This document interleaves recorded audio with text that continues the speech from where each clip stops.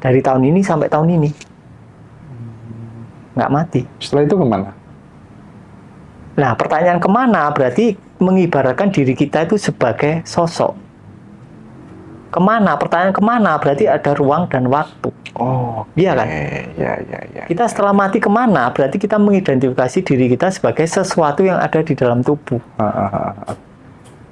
Padahal jiwa adalah sesuatu yang melingkupi tubuh, bukan ada di dalam tubuh. Melingkupi tubuh.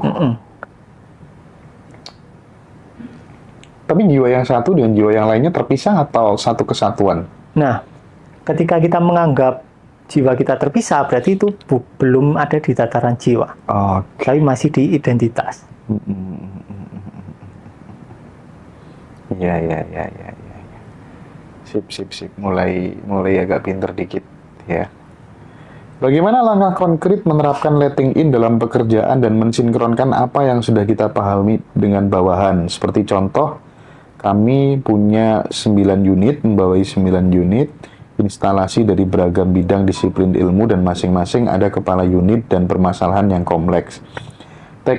Bagaimana teknik atau cara real untuk solusi memecahkan masalah problem solving dari sisi letting in dan lain sebagainya. Itu Mas pertanyaannya, Mas. Nah, intinya itu tidak usah bingung terkait doing-nya.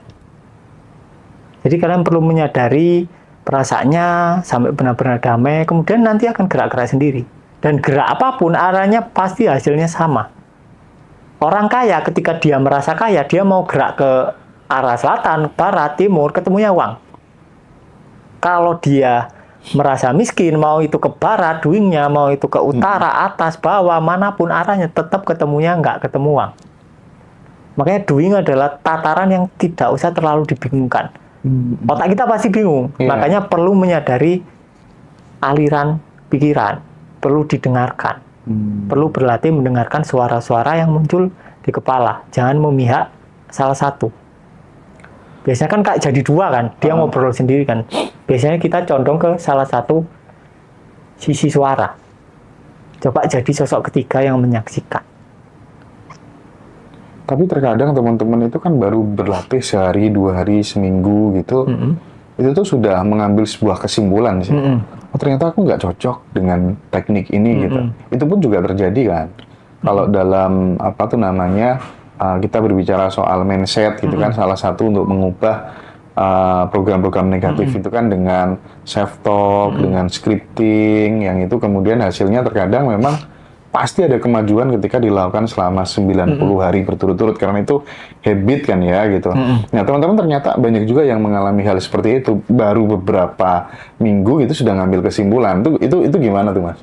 Ya gini, intinya itu untuk mencapai keinginannya teman-teman itu kan butuh beberapa slide kan. Misal 50 slide. Nah, sampean baru melewati 10 slide, sampean udah balik arah. Jadi harus disadari bahwa start kita itu memang berbeda-beda gitu ya, Mas. Beda-beda. Ya yang kaya startnya dari garis tengah atau dari garis finish dia sudah. Iya. Nah, kadang baru melewati beberapa slide gitu sudah. Kalau secara fisikal startnya beda-beda. Secara kesadaran kita sudah ada di garis finish. Berarti ketika kemudian belum membuahkan hasil, berlatihnya aja yang dilakukan secara kontinu gitu. Bukan kan? berlatih sih, ya mengalir aja, biarkan mengalir. Itu kan kayak batu loncatan ya. Ya udah dialiri aja kayak air lah. Misal kita adalah air dari arah utara, dari atas gunung. Kan itu kan butuh proses agar bisa ke lautan. Secara dimensi fisik kan butuh ruang dan waktu. Walaupun secara kesadaran dia sudah being. Tapi secara dimensi fisik dia perlu melewati kora-koranya orang, dia perlu melewati dekatnya septic tank, dia perlu melewati area kali, sungai, sampai akhirnya baru sampai lautan. Kaitannya seseorang itu dia kan ingin menapaki ya sampai ke kesadaran tingkat tinggi, stay di kesadaran yang dimaksud oleh Mas Riko itu tadi menjadi sebuah lautan itu, katanya ada yang mengatakan kepada saya gitu, kamu ya salah satu latihannya yang paling simpel supaya kamu tidak menggenggam terus, kamu nggak boleh pelit. Gitu. Itu kaitannya apa menurut Mas Riko gitu, supaya kita kemudian melepas gitu, belajar melepas gitu. Jadi gini, kalau terkait kesadaran itu tidak ada tinggi dan rendah. Kalau nuansa emosi itu ada, Oke, nuansa emosi tinggi, nuansa emosi rendah. Ya. Kalau nuansa emosi rendah ya kemarahan, apatis, ketidakberdayaan, ketidaklayakan. Nuansa emosi tinggi ya kedamaian, kebahagiaan. Tapi kan kesadaran adalah yang melingkupi kedua sisinya. Melingkupi. Makanya sudah ada di garis finishnya. Ketika sampean marah, sampean sadar. Ketika sampean bahagia, juga ada kesadaran di belakangnya. Ada latar belakangnya. Misalnya dinding lah. Dinding dicoret-coreti. Mau itu coretannya jelek atau bagus, dindingnya tetap ada di belakangnya. Nah, dinding itu adalah kesadaran.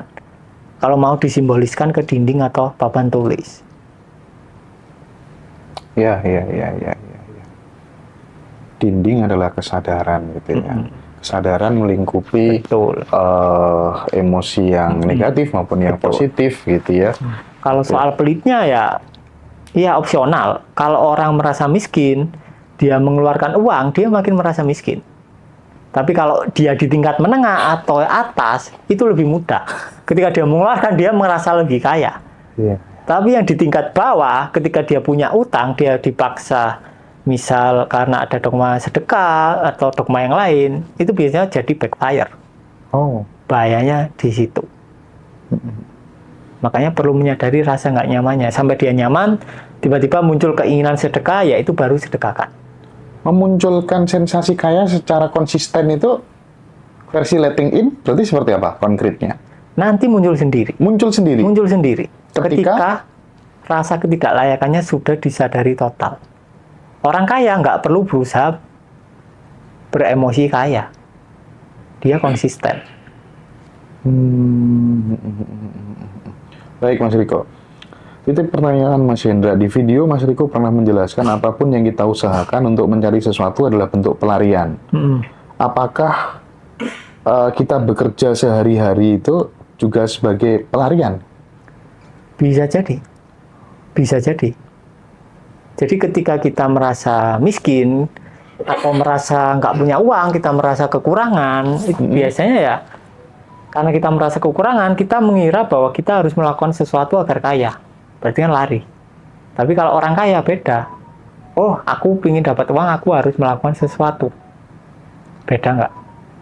Oh, aku harus menunjukkan kreativitas biar orang mau menghargai aku, biar orang mau memberikan uangnya untukku. Atensinya beda. Beda jauh. Sangat berbeda jauh. Jadi ketika dilakukan oleh mereka yang sedang bermasalah, itu bisa jadi pelarian semua. Tapi kalau nggak ada masalah, ya nggak lari. Iya kan? Iya. Oke, sambil diminum dulu, Mas Riko ya. Siap. Sambil diminum dulu. Nah, ini sekarang kita akan geser ke mirroring, Mas Riko. Jadi ternyata pada saat praktik mirroring itu, teman-teman punya pengalaman yang berbeda-beda begitu ya. Ada yang mengatakan saat mirroring gitu wajah dan tubuh hilang langsung tembus ke background dinding. Itu namanya fenomena apa, Mas? Gitu. Dan setelah menemui dan merasakan fenomena seperti itu gitu, evaluasinya seperti apa pula gitu, Mas? Kan itu kan masih fenomena, kalau mau kita bahasakan agak keren ya, fenomena spiritual. Nggak usah dihiraukan. Nggak usah dihiraukan. Yang penting adalah nanti efeknya kalian lebih damai. Karena emosi-emosi negatifnya mulai terkuras. Itu kan cukup kita menyadari, melihat tubuh kita gitu disadari aja. Ya? Kayak misalnya tiba-tiba keluar asap, kelihatannya kita itu kan bentuk-bentuk ilusi optik karena ada pendaman.